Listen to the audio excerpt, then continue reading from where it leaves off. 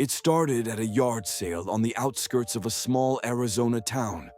Among rusted tools, stacks of yellowed paperbacks, and chipped coffee mugs was a dusty leather camera bag.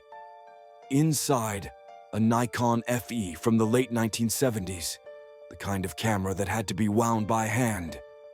The seller, an older man with a smoker's voice, claimed it belonged to his brother, who died a long time ago. He didn't say how. The buyer, a hobbyist photographer named Lucas, paid $30 and took it home. When Lucas unzipped the bag later, he found 5 undeveloped rolls of Kodak film. The labels had worn away, but the edges were sticky, as if they'd been handled over and over. He decided to have them developed.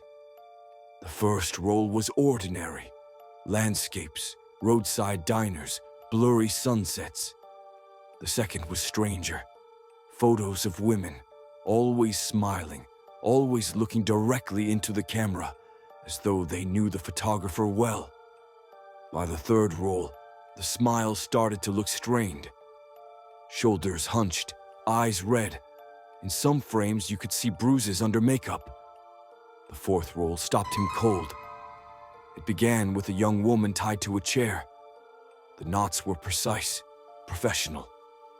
Her expression was terrified, but her body was angled, almost posed, like someone had adjusted her to get a better shot. Each photo was taken closer than the last, until her face filled the frame, eyes wet, lips trembling. The final image on that roll was of her mouth open in a scream. Lucas called the police. They took the rolls and promised to investigate.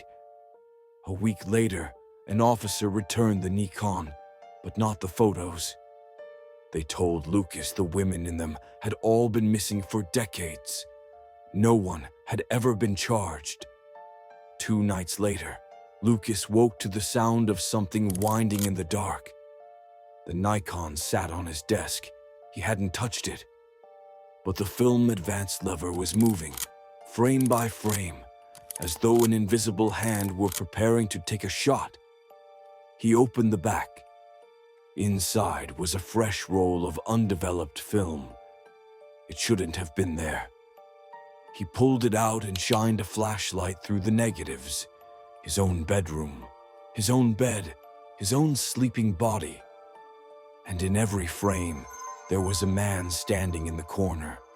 His face was the only thing in focus,